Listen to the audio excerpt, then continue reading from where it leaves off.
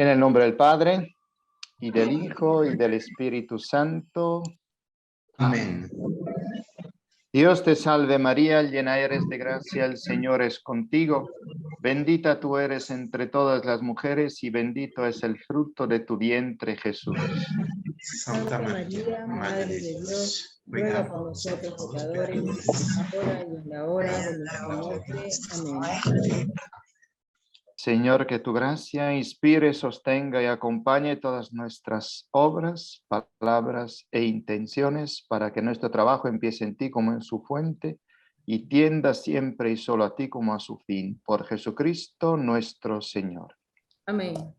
Santa María, Madre de los pobres, Ruega por nosotros. De nosotros. En nombre del Padre, y del Hijo, y del Espíritu Santo. Amén. Pues bien, vamos en primer lugar a ofrecer los frutos también de este encuentro para la paz en el mundo, por todas las guerras que pueden estar, también las que están pues olvidadas, y de forma especial por en estos días la guerra que hay entre Rusia y Ucrania, para que de este lado del charco ya la gente se ponga un poco con los cabales en su sitio y ya no tengamos que volver a ver escenas y a sufrir cosas que pensábamos que el hombre del siglo XXI ya había asumido y sabido resolver de otra forma.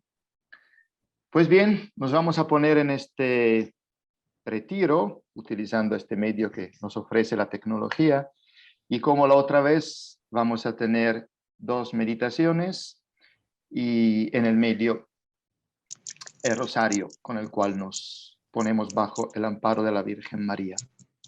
Es el comienzo del tiempo de Cuaresma, primer viernes de Cuaresma.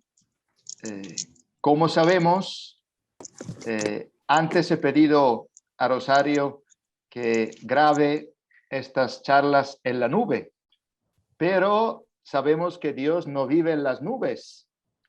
Dios vive con los pies en la tierra. Dios vive en el tiempo. Y esto es muy importante porque no es tiempo de Cuaresma solo para nosotros, sino es tiempo de gracia y de Cuaresma también para Dios. Es decir, que Dios actúa de una forma especial en el tiempo de Cuaresma.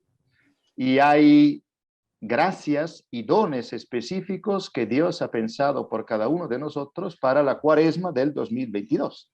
Y nosotros tenemos que hacer todo lo posible para no perder las gracias que Dios ha pensado para esta Cuaresma. Y justamente también con estas charlas, estas pues pobres meditaciones, queremos abrir nuestro corazón para recibir estas gracias. Tiempo de Cuaresma, por supuesto, tiempo de misericordia. Hemos querido ponerle este título: del Señor viene la misericordia, o la misericordia viene del Señor.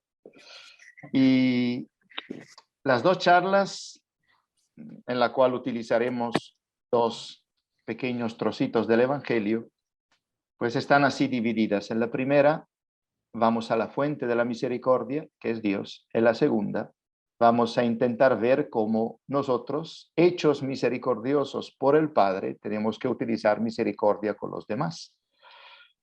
Porque el único misericordioso realmente es Dios.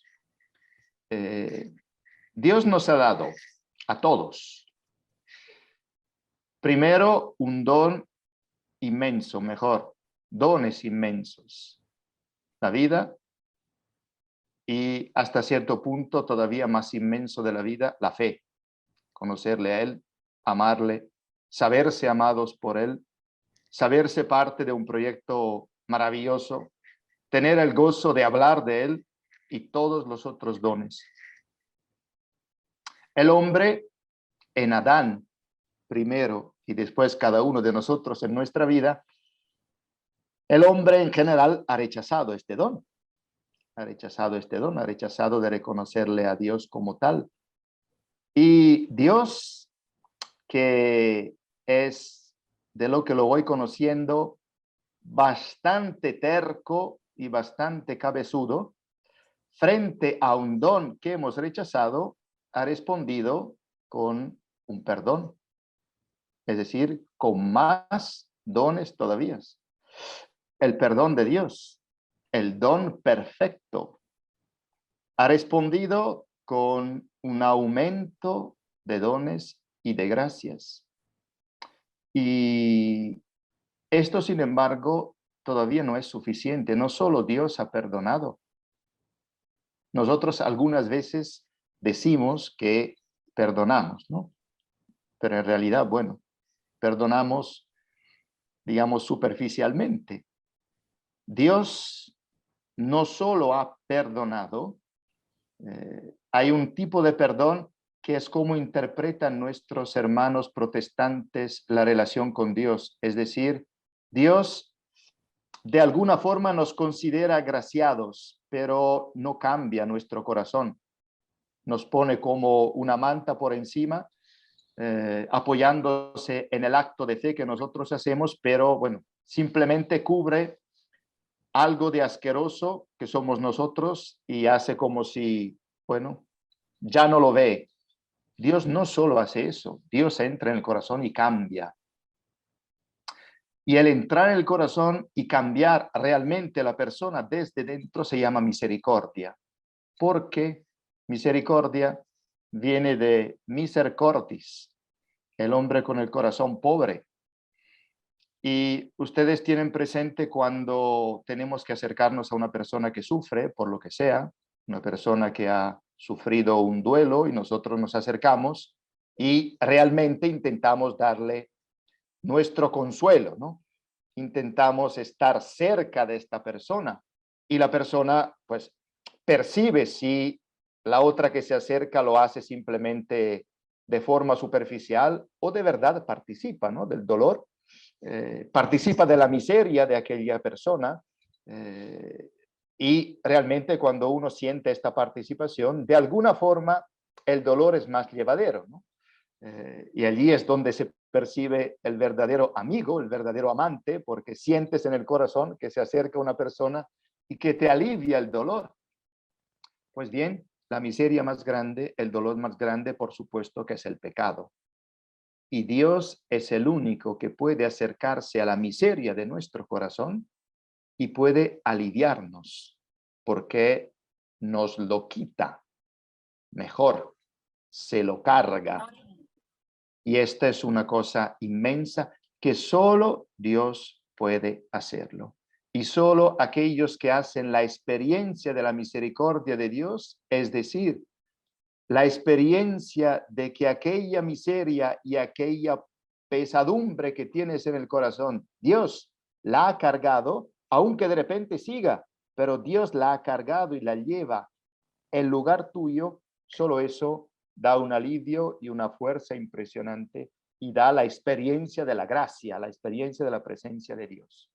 Pues bien, para hacer eso he pensado de utilizar dos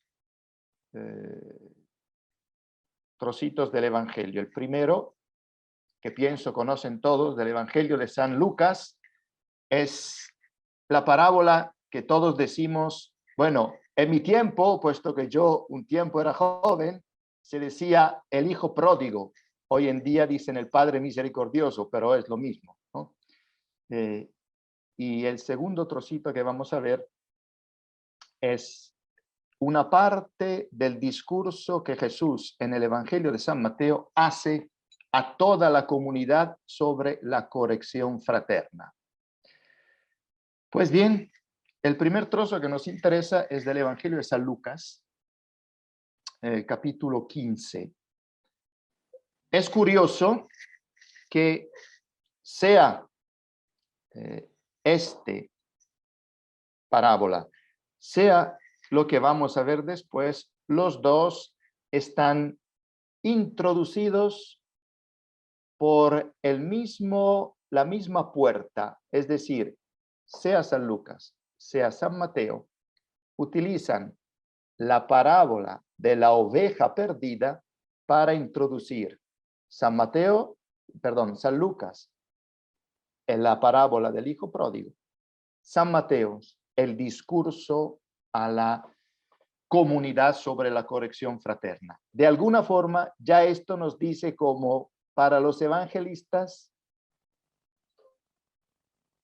la parábola del hijo pródigo y la capacidad de corregir de forma fraterna están entre sí relacionadas. Pues bien, San Lucas, voy primero a leer el pequeño trocito de la parábola de la oveja perdida y después algunos comentarios antes de ponernos en el hijo pródigo o Padre misericordioso. San Lucas empieza su capítulo 15 así. Todos los publicanos y pecadores se acercaban a Jesús para escucharlo. Los fariseos y los escribas murmuraban diciendo: este hombre recibe a los pecadores y come con ellos. Jesús les dijo entonces esta parábola: si alguien tiene 100 ovejas y pierde una, ¿no deja acaso las 99 en el campo y va a buscar la que se había perdido hasta encontrarla? Y cuando la encuentra, la carga sobre sus hombros, lleno de alegría. Y al llegar a su casa, llama a sus amigos y vecinos y les dice: alégrense conmigo porque encontré mi oveja que se me había perdido. Les aseguro que de la misma manera habrá más alegría en el cielo por un solo pecador que se convierta que por 99 justos que no necesitan convertirse. Pues bien, San Lucas es, como se dice en España, es un tío grande. Y San Lucas no se deja escapar ningún detalle. Y a través de los detalles es muy cuidadoso, ¿no? San Lucas se ve que ha estado cerca de una mujer, ha estado cerca de la Virgen María bastante tiempo y se ve que no se le ha escapado ni un detallito. Incluso de repente la Virgen María le ha hecho de corrección a algo de su evangelio. Pues bien, San Lucas dice: todos los publicanos y pecadores se acercaban a Jesús para escucharlo. Los fariseos y los escribas murmuraban diciendo: este hombre recibe a los pecadores y come con ellos. Qué bonito. Todos los publicanos y pecadores se acercan a Jesús. Y se acercan a Jesús para escucharle, no para hablar, para ponerse en actitud de escucha. Los otros, los fariseos y los escribas, los que conocen la palabra de Dios, los que se sienten de alguna forma con autoridad dentro de la comunidad, no se acercan a Jesús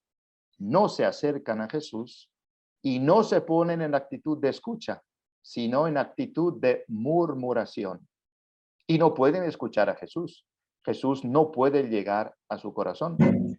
A mí me encanta mucho la definición que Papa Francisco hace de la murmuración. La hizo varias veces. Dice que la murmuración es como la olla hirviente, la olla de frijoles que hierve. Y dice, hace todo este ruido, la olla que hierve, que ya no puedes escuchar otra cosa. El corazón en el cual hay murmuración es un corazón de por sí que es incapaz de ponerse a la escucha de Dios. Y qué bonito. El verbo que utiliza San Lucas es un verbo que en nuestra tradición cristiana se puede traducir también de otra forma. Se puede traducir con obedecer. Una palabra que, bueno, la obediencia nos parece a veces por nuestro mundo de hoy algo incómodo. Obedecer es una palabra maravillosa que viene del latín ob audire, ponerse a la escucha de alguien que me habla desde arriba. Es decir, ponerme en mi lugar de criatura, ponerme donde tengo que estar, saber reconocer quién soy frente a Dios y entonces saber reconocer Dios como tal. Y solo en esta actitud de saber reconocer como el Señor de mi vida, puedo tener el corazón suficientemente abierto para poderle escuchar. Dios habla abundantemente durante mi vida. El problema es que yo no siempre estoy con esta capacidad de ponerse a la escucha. Y entonces, San Lucas lo primero que dice es, ¿cuál es la disposición necesaria para poder escuchar a Dios en tu vida? Responde, pues lo primero es querer escucharle, ponerse en la actitud de la escucha, ponerse en el lugar de los publicanos y de los pecadores. Veremos al final por qué. Uno tiene que reconocerse como es, ser realista en su propia vida, saber que necesitamos de Dios, saber que necesitamos constantemente de su misericordia y de su perdón, porque su perdón es vida. Y nosotros, los que murmuran, los fariseos y los escribas, pues no harán otra cosa que estar constantemente, ver cosas negativas que constantemente salen afuera, porque tienen unas gafas que solo le permite ver cosas negativas, porque la murmuración no te permite ver lo bonito que tienes alrededor. Ustedes seguramente son todas santas personas, pero a mí, que al contrario me cuesta todavía ser santo, me doy cuenta que cada vez que pongo las gafas de la murmuración, las cosas que veo en las personas siempre constantemente son las partes negativas, ¿no? Siempre es difícil ver las partes positivas. Pues bien, San Lucas continúa ofreciendo esta parábola. Les invito a poner atención a lo que San Lucas dice. Si alguien tiene 100 ovejas y pierde una, bueno, esta traducción castellana es un poco equivocada, porque lo justo es, se pierde una, es decir, no es el pastor que la pierde, sino es la oveja que se extravía. Ya es una cosa. Y dice, ¿no deja acaso las 99 en el campo y va a buscar la que se había perdido? San Mateo hace algo parecido. Dice, ¿quién entre ustedes se han perdido 100 ovejas? No se ponen en camino para buscarla, dejando a las 99. San Lucas dice en el campo, en el desierto. San Mateo dice en los montes. Pues el significado es lo mismo. Y hay que entenderlo bien lo que está diciendo aquí Jesús. Jesús está diciendo, ¿quién de vosotros que tiene 100 ovejas se ha perdido una? Entonces, no es que las otras 99 la pone al seguro primero en su redil o en su casita, y una vez que las tiene al seguro va en busca de la que falta. No está diciendo esto Jesús. Jesús está diciendo, ¿quién de vosotros que tiene 100 pierde una? Y entonces decide, cuando dice que las 99 las deja en el campo, es decir, en el desierto, y el desierto de entonces quiere decir perderlas, o las deja en el monte, es decir, las pierde. Jesús está diciendo, ¿quién entre ustedes si tiene 100 ovejas y me pierde una, decide perder las 99, dejar afuera las 99 para ir en búsqueda solo de la única que se ha perdido? Esta es la pregunta de Jesús. ¿Quién de vosotros decide perder las otras 99 para ir en búsqueda de la única que se había perdido? Pues la respuesta no puede ser otra que, pues lo único que puede hacerlo eres tú, Señor. Yo nunca lo haría. Si me dicen que de 100 tengo que perder 99 para ir en búsqueda de una que además se ha querido perder, ni lo voy a pensar. Sin embargo, el Señor hace así con nosotros. Con cada uno de nosotros nos conoce personalmente, deja de lado todo lo demás y va para nosotros, y va para nosotros. Y el Señor Jesús sigue actuando de esta forma. Y San Lucas todavía es más preciso. No solo va en búsqueda, sino va en búsqueda hasta que la encuentra. No deja pasar ninguna ocasión para encontrarse con la oveja. Y cuando la encuentra, la carga sobre sus hombros. Esta es otra cosa fantástica de San Lucas. ¿Saben por qué es fantástica? Pues se lo explico. Porque esta parábola de la oveja no es una novedad, digamos así, que Jesús se ha sacado como una novedad de Jesús, ¿no? No, una parábola parecida pertenece a toda la tradición judía. La encontramos en los escritos judíos. Una parábola así, que Jesús la recogió, la hizo suya y la volvió a presentar ya desde sus labios. Pero, hermanos y hermanas míos, Jesús hace una pequeña variación al original judío. El original judío sobre la oveja que se pierde dice que cuando el pastor la encuentra, le rompe las piernas para que aprenda a volver con sufrimiento, y volviendo con sufrimiento, así como el pueblo de Israel aprendió en el sufrimiento a volver a su Dios, aprenda volviendo con sufrimiento a, pues bueno, a reconocer el pastor como tal. El original de esta parábola en la tradición judía dice, el pastor pierde una cuando la encuentra, ta-ta-tam. Jesús hace un pequeño cambio, pasa de romperle las piernas a cargarlas sobre sus hombros, Y no es el único pequeño cambio que hace Lucas.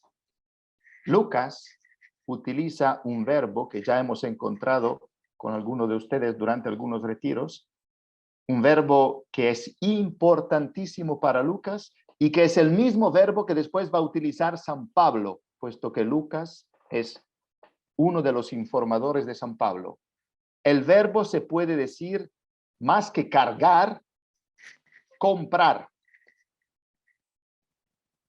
Y San Pablo después dirá, el Señor nos ha comprado a caro precio. Es este mismo verbo. Jesús dice, ¿quién de vosotros pierde una y cuando la encuentra, la compra a caro precio? Él lo hizo. En la cruz que él cargó estaba cada oveja, cada uno de nosotros. No solo no corta las piernas, no solo no rompe las piernas, sino que la carga, y el Señor, el único que puede hacerlo, es aquel que ahorra a la oveja el esfuerzo de volver hasta casa. Es el mismo Señor que hace todo el recorrido y le ahorra a la oveja el esfuerzo de volver a casa. ¿Y qué se le pide a la oveja? ¿Qué se le pide a la oveja? A la oveja se le pide que se deje cargar. Que se deje cargar. Que se deje inundar por la misericordia de Dios. Que se deje cargar sobre la cruz del mismo Señor Jesús. La docilidad, nuestra participación en nuestra salvación es justamente la docilidad para que el Señor haga obras grandes en nosotros, la obra por excelencia, que su misericordia nos inunde, nos sane y nos dé nueva vida.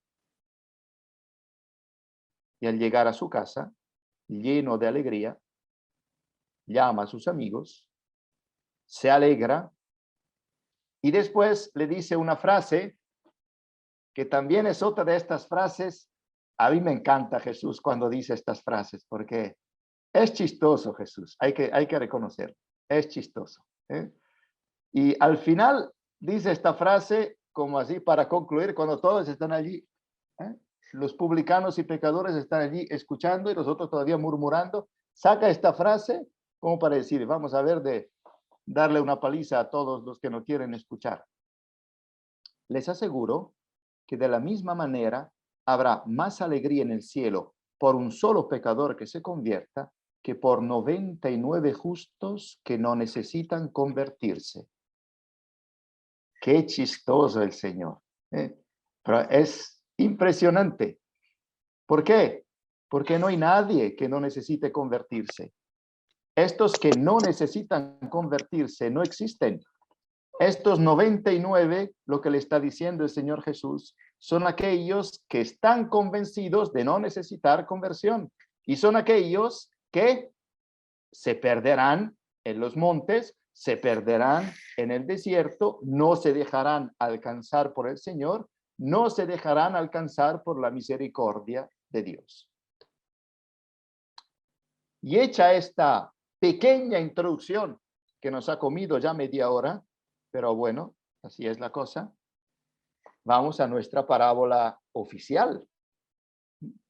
Pues la leo porque siempre la lectura tiene... Bueno, en la parábola nos quedamos con el hijo pequeño. Después ya no tenemos tiempo para todos los hijos, entonces ya. Otro día nos dedicaremos al hijo mayor. Ahora ya nos dedicamos solo al hijo pequeño, que ya bastante lío nos arma. Así que ya nos quedamos solo con él. Jesús dijo también, un hombre tenía 2 hijos. El menor de ellos dijo a su padre, Padre, dame la parte de herencia que me corresponde. Y el padre les repartió sus bienes. Pocos días después, el hijo menor recogió todo lo que tenía y se fue a un país lejano, donde malgastó sus bienes en una vida licenciosa. Ya había gastado todo cuando sobrevino mucha miseria en aquel país y comenzó a sufrir privaciones. Entonces se puso al servicio de uno de los habitantes de esa región, que lo envió a su campo para cuidar cerdos. Él hubiera deseado calmar su hambre con las bellotas que comían los cerdos, pero nadie se las daba. Entonces recapacitó y dijo, ¿cuántos jornaleros de mi padre tienen pan en abundancia? Y yo estoy aquí muriéndome de hambre. Ahora mismo iré a la casa de mi padre y le diré, Padre, pequé contra el cielo y contra ti. Ya no merezco ser llamado hijo tuyo, trátame como a uno de tus jornaleros. Entonces se levantó, partió y volvió a la casa de su padre. Cuando todavía estaba lejos, su padre lo vio y se conmovió profundamente. Corrió a su encuentro, lo abrazó y lo besó. El joven le dijo, Padre, pequé contra el cielo y contra ti, no merezco ser llamado hijo tuyo. Pero el padre dijo a sus servidores, traigan enseguida la mejor ropa y vístase.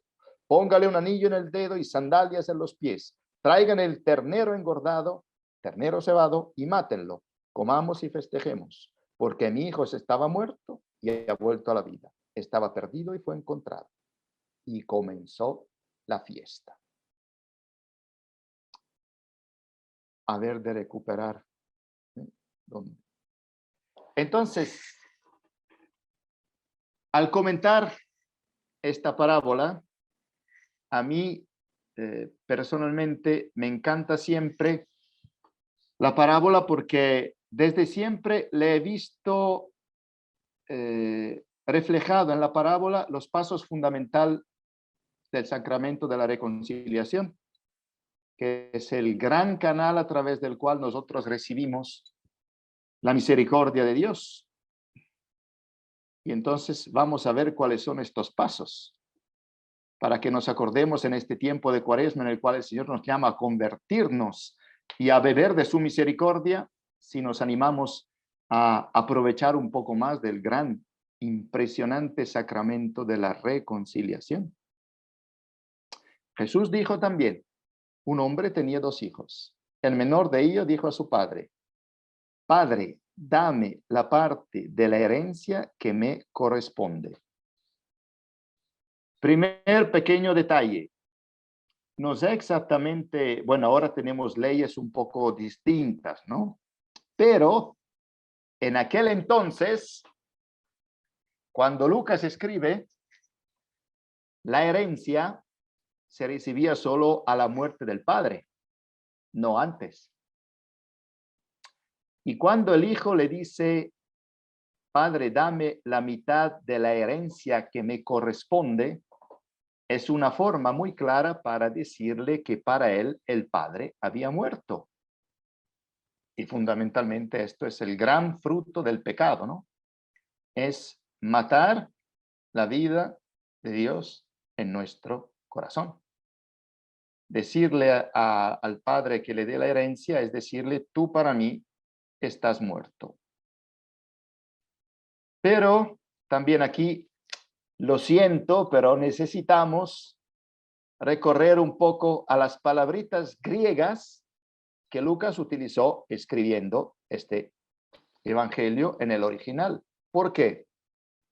Porque San Lucas dice, el menor de ellos dijo a su padre, Padre, dame la parte de la herencia que me corresponde.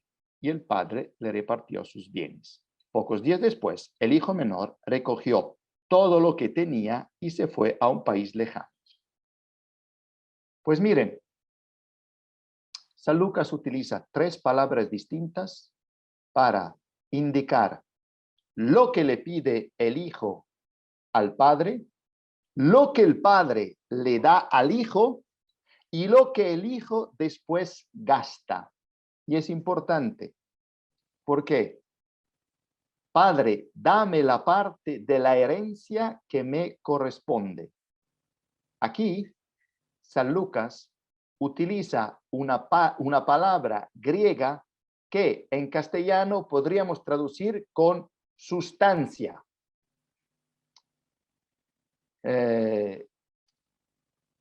Yo no sé si utilizan en Perú en Italia tenemos el dado para poner en la sopa, para darle sabor a la sopa. Pues bien, algo así. Los bienes de Dios, cuando todavía están en las manos de Dios, son todos bienes que tienen sustancia, tienen sabor, saborean la vida, cuando están en las manos de Dios. Dos líneas después, cuando dice, el hijo, pocos días después, el hijo menor recogió todo lo que tenía, San Lucas ya no utiliza esto. El padre se los ha dado. Y cuando el padre se lo da, son sustancias, son cosas que tienen fuerza, son todas que tienen sabor porque están ligados al padre. Pero pocos días después, el hijo, cuando recoge lo que le ha dado el padre para irse, San Lucas utiliza una palabra que nosotros podemos traducir con cosas ordinarias. Es decir, ya no son realidades que tienen sustancia, que tienen sabor, ya no son dones. Son las mismas cosas, pero en cuanto el hijo las considera suyas y ya no en relación con el padre, ya son cosas ordinarias. Los dones que Dios nos da, desde los naturales a los sobrenaturales, si los utilizamos como dones de Dios, tienen un sabor impresionante y son un canal de gracia impresionante. Y nosotros haciendo las cosas de cada día, si las hacemos a mayor gloria de Dios, somos un reflejo de la gloria de Dios. Y en las cosas que hacemos, en todas las cosas, desde el barrer un cuarto a las cosas más grandes que pueda haber, si las hacemos a mayor gloria de Dios, pues hacemos que la presencia de Dios pase. Y estas son cosas que tienen sustancias, que dan sustancia a la vida, que dan sabor a la vida, a las personas que están a nuestro lado. Al contrario, los mismos dones, si los utilizamos como nuestros, de forma egoísta, orgullosa, ya de repente, naturalmente, salen bien, ¿no? Uno que sabe pintar seguirá sabiendo pintar bien, pero si no es a mayor gloria de Dios, por allí no pasan los dones. Y esta obra es una bonita obra, pero no llega al corazón de las personas que la miran. ¿Por qué no pasa la gracia de Dios? En otra charla, me parece que ya les conté lo que me pasó una vez en Milán, así que no se lo voy a contar. Después, de repente, con una famosa chica, bueno, fue muy bonito. Pero cada uno de nosotros ha recibido dones naturales y sobrenaturales. A nosotros utilizarlos a mayor gloria de Dios o a mayor gloria nuestra. En nuestro examen de conciencia de la noche, vamos a ver las cosas que hice, que dije, que pensé, en cuántas de ellas estaba Dios, en cuántos de ellos estaba yo. Y según sea, pues hay que ir nivelando la cosa. Así que el Padre le da sustancia y el Hijo se va con cosas. Pero además hay la tercera palabrita. Padre, dame la parte de la herencia que me corresponde. Y el Padre les repartió sus bienes. Como siempre, nuestros idiomas son bastante pobres respecto al original. San Lucas, cuando se refiere a los bienes que el Padre les ha dado, utiliza una palabra que nosotros podríamos traducir con vida. Vida. El Padre le reparte todo lo que tiene, le da su vida. El Padre le reparte todo. ¿Por qué? Porque está loco. ¿Quién de nosotros lo hubiera hecho? Ninguno. Dios sigue manteniendo los dones, aunque cuando la criatura le da la vuelta. Para nosotros es absurdo pensarlo, pero Satanás, en el fondo del infierno, sigue vivo porque Dios lo mantiene vivo. Dios lo mantiene vivo en el ser, como todas las almas que están en el infierno. Dios sigue manteniéndolas, porque todo lo que existe, existe porque Dios lo mantiene en el ser. Y el Hijo recogió todo lo que tenía, se fue a un país lejano donde malgastó sus bienes en una vida licenciosa. Ya había gastado todo porque, claro, tenemos que llegar hasta el fondo para... Cuando sobrevino mucha miseria en aquel país. Mire qué mala suerte ha tenido este hijo. Eso hay que darle una bendición, ¿no? Porque el pobre se fue con tantos bienes y mira tú por dónde, justamente en el país donde se fue, justamente en este país hubo una crisis. Mira tú por dónde. Nosotros tenemos aquí a nuestro tío Philip, que es un gran experto en inversiones. Pero el hijo, si hubiera consultado al tío Philip antes de decidir a cuál país hubiera, de repente el tío Philip le hubiera dicho, mira hijo, vete a Suiza de una vez, ¿no? ¿Qué vas en un país lejano en donde vas a perder todo? En un país seguro. Porque vamos, es verdad que es una parábola, pero qué mala suerte el hijo. Qué mala suerte el hijo. Sale, se va a un país lejano y justamente allí donde va él, hay Eucaristía. Lo que pasa es que Jesús nos está diciendo otra cosa. Allí no sobrevino mucha miseria y el Hijo llegó, sino que el Hijo trajo la miseria.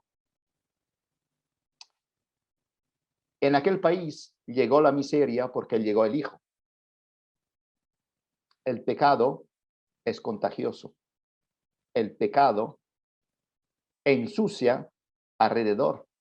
El pecado, de alguna forma, contagia lo que tenemos alrededor.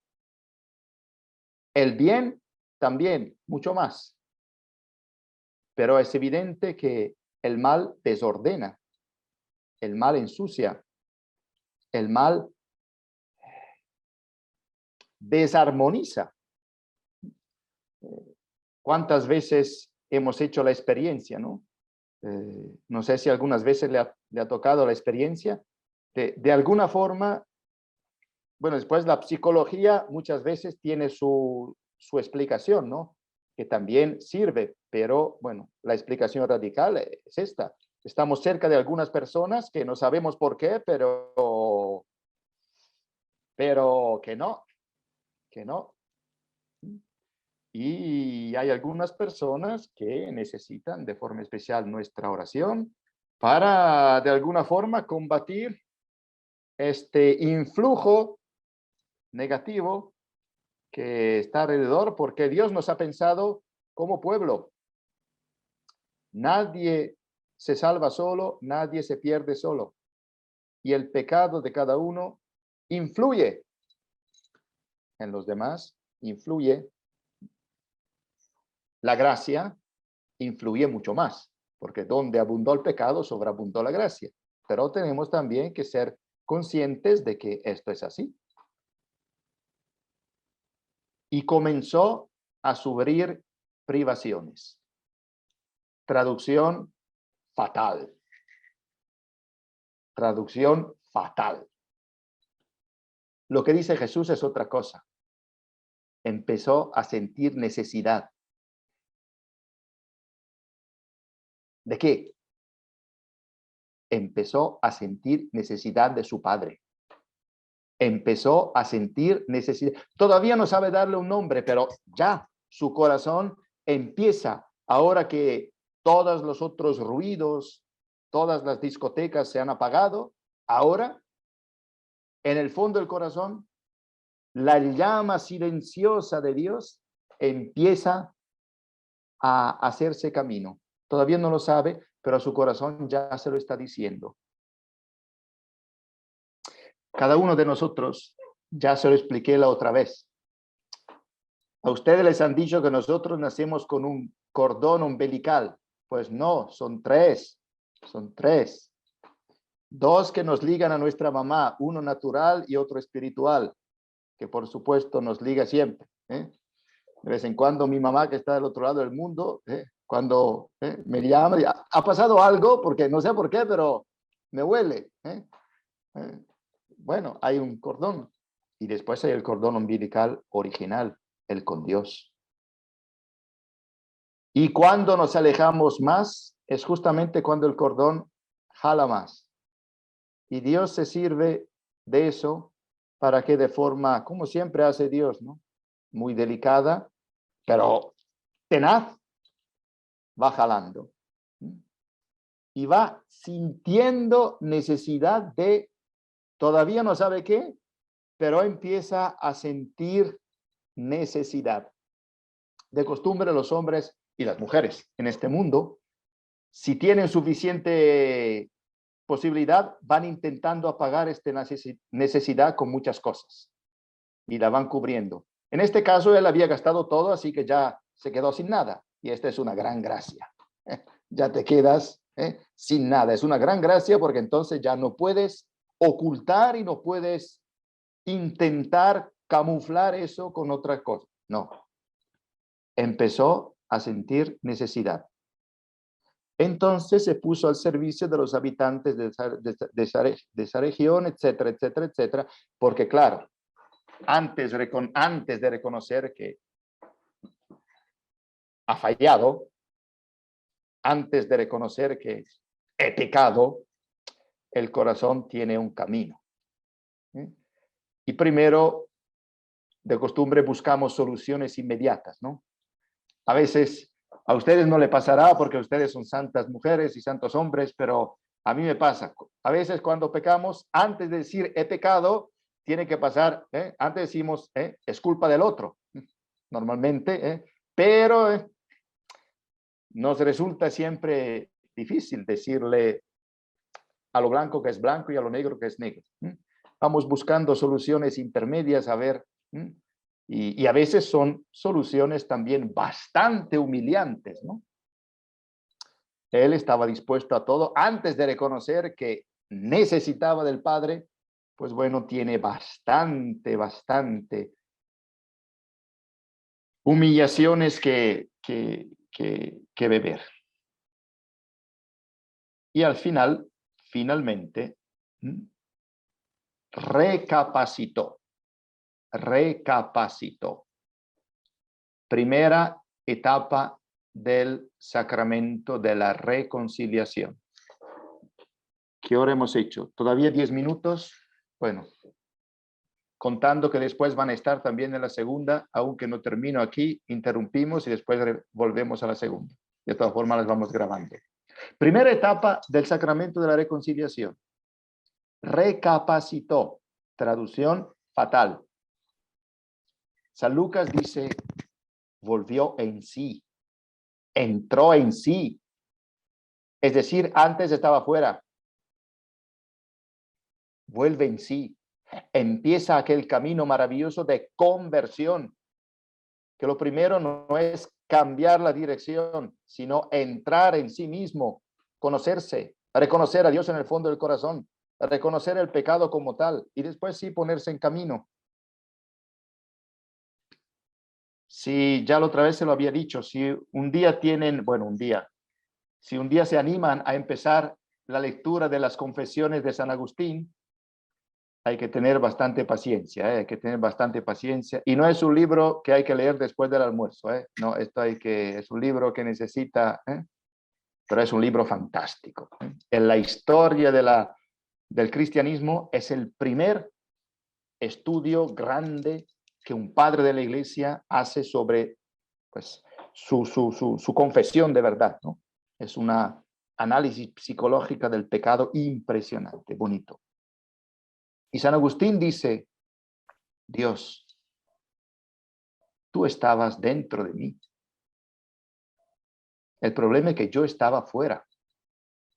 Yo te buscaba afuera y tú estabas adentro. Tú estabas, dice San Agustín con una palabra, una frase latina fantástica, tú estabas dentro de mí, más íntimo de mi misma intimidad. Ya no sabe cómo decirlo San Agustín. Estabas allí en el fondo del corazón porque tú eres el que da sentido a mi vida. Y yo te buscaba afuera, porque San Agustín había ido buscando en las filosofías, en las plantas, en las cosas, en los astros, la presencia de Dios. Dice, qué tonto. Yo te buscaba afuera y tú estabas silenciosamente adentro de mí. Hasta que volví, dice Agustín, te encontré y encontrándote allí en el fondo de mi corazón, entonces hice el salto hacia arriba y te encontré. Pues eso es el primer paso. Volver. Volver. Y el examen de conciencia empieza con eso. ¿Quién soy yo delante de Dios? ¿Quién soy yo delante de mí mismo? Ya lo sé. ¿Cómo me gustaría ser? Ya lo sé. ¿Cómo me gustaría que los otros me vieran? Ya lo sé. ¿Cómo me gustaría que los otros me alabaran? Ya lo sé. Ahora me sirve saber cómo me ve Dios, que es como soy de verdad. ¿Quién soy yo delante de ti, Señor? Recapacitó y dijo, ¿cuántos jornaleros de mi padre tienen pan en abundancia y yo estoy aquí muriéndome de hambre?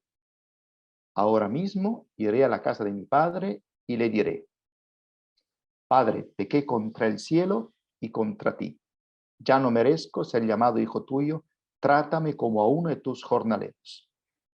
Miren, aquí yo desde siempre le veo otro paso fundamental y necesario del sacramento de la reconciliación, que es un paso que tiene que acontecer en nuestro corazón para que la confesión sea válida. Es lo que en la tradición cristiana le decimos contrición del corazón. Contrición del corazón, que fundamentalmente se divide en tres partes. Y aquí las tenemos las tres.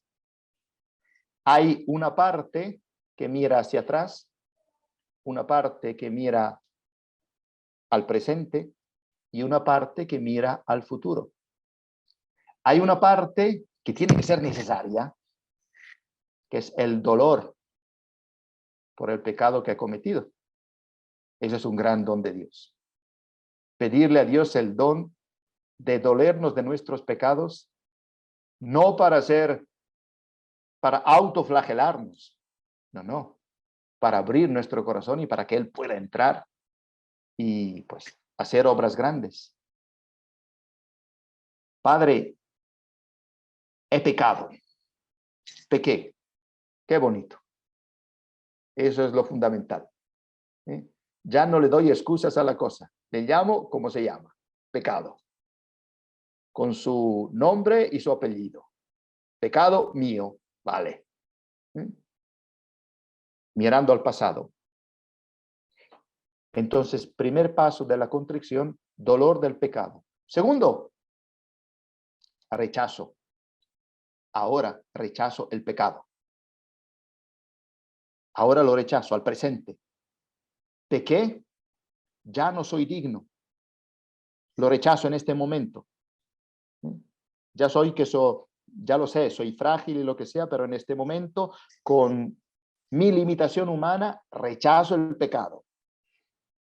Tercera parte, mirada hacia el futuro. Trátame como a uno de tus jornaleros. En el concepto de contrición es el propósito hacia el futuro. La contrición es una mirada hacia atrás, reconozco, hacia el presente, rechazo, hacia el futuro, me comprometo. Y ustedes me dirán, bueno, aquí hay algo de orgullo que entra, ¿no? Es decir, hacemos el propósito, el acto de contrición, que me imagino hacen ustedes también cuando van a confesarse. A un cierto punto decimos, propongo firmemente nunca más pecar. Yo cada vez que lo digo, se me cae el pelo y miren cómo he quedado. Porque, ¿cómo podemos nosotros decir, honestamente, conociéndonos, aunque sí, bueno, a veces nos sentimos más o menos divina providencia, pero vamos, si somos ligeramente honestos, ¿cómo podemos decir, propongo firmemente nunca más pecar? ¿Cómo podemos decirlo? Claro. Es Dios que lo dice en nosotros. Nosotros decimos esto sobre la fe que Dios tiene en nosotros. Él tiene certeza que esta es nuestra vocación, llegar al cielo, llegar a no pecar más. Y la quiere cada vez reconfirmar en nuestro corazón. Y nosotros acogemos no nuestra certeza, sino la certeza que tiene Dios, que con nuestras pocas armas y docilidad, Él va haciendo un trabajo de conversión inmenso. Y entonces este camino hacia Él, de no pecar más, es un camino que nosotros hacemos sobre su palabra, no sobre nuestras fuerzas. Me arrepiento, rechazo y me pongo en camino.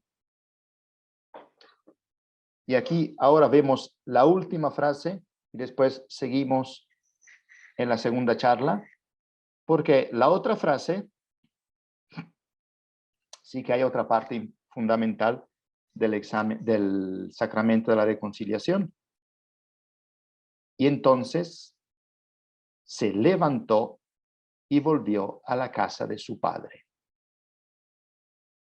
San Lucas cada vez que pone, muchas veces, digamos, también aquí, cuando pone el verbo levantarse en algunos momentos claves, como esto, como en algunos enfermos que se levantan, etcétera, etcétera, etcétera, es un verbo que utiliza también para hablar de la resurrección. Es decir, la traducción exacta no sería se levantó, sino resucitó. Empieza la resurrección del Hijo, porque ha tomado la decisión de ponerse en camino. Y se pone en camino, se pone en camino. De alguna forma, nuestros hermanos protestantes dicen que este ponerse en camino es un ponerse en camino espiritual, no físico. Yo me confieso directamente con Dios. Dios conoce mi corazón mucho mejor que yo. Y entonces, ¿por qué tengo que físicamente acercarme a un sacerdote que muchas veces puede ser más pecador que yo?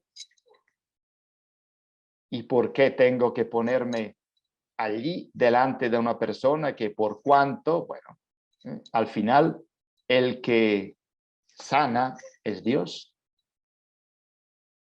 Sí, lo que pasa es que, como veremos después en la otra charla, Dios quiso utilizar mediaciones humanas para que su gracia pasara. Por lo cual también con el sacramento de la reconciliación quiso utilizar